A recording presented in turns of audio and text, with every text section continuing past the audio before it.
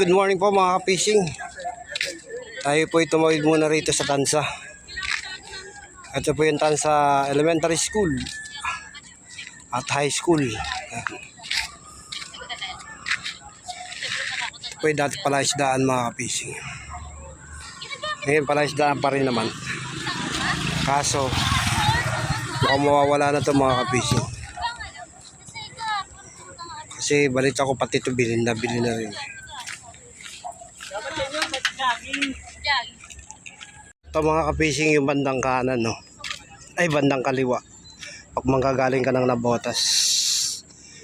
Ay, yung mga paradahan ng mga bangka rito.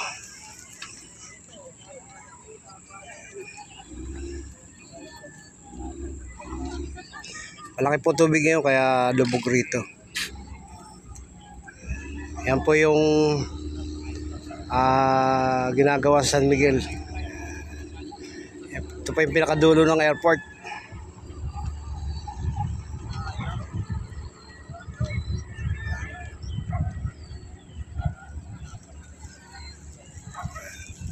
Tapos labas po yan, Manila Bay na po.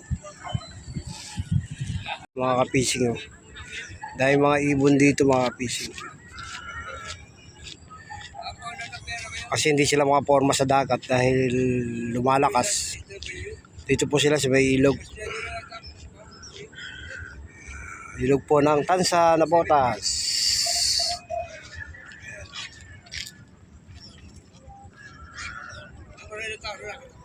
Buti nga na po mga ka-fishing, pinagbawal na yung pamamaril dito.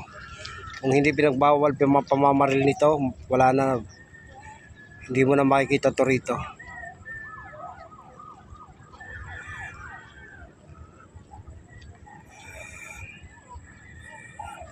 Dito mga ka-fishing, marami nagja-jogging dito pag umaga at hapon.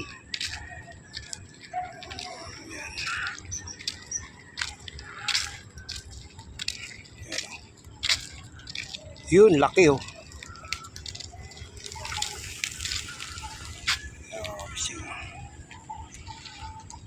Tapos yung halaman po yan, kangkong po yan.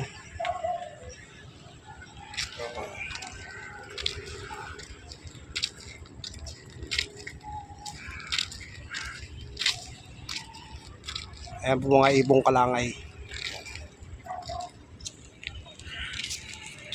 Fishing, oh, may mga tanim na rin palang bakawan rito. Bagong tanim lang ho yan. Pero mga buhay na.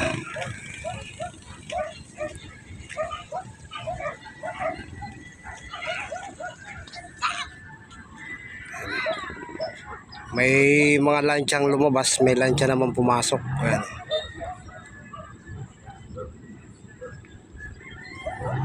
At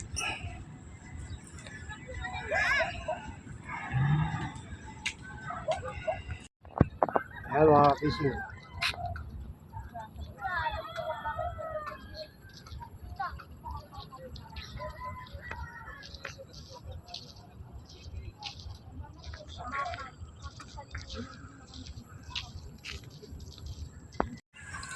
Malawak na to mga ka-fishing.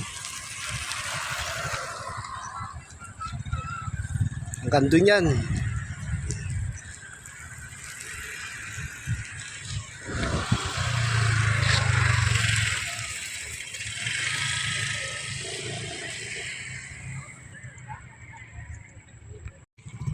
Ayan, dati pala isdaan to mga ka-fishing.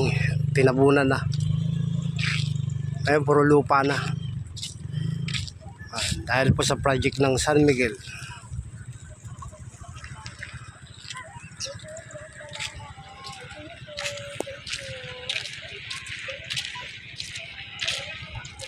Kasama pa to mga kapising. Ayan.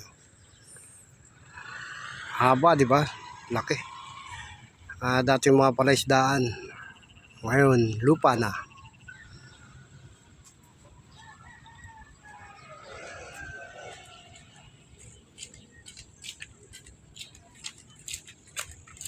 Aboy!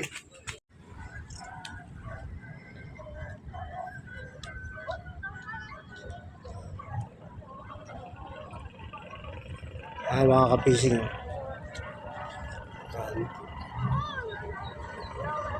Diyan po nakalagay yung bangka. Meron siyang palutang.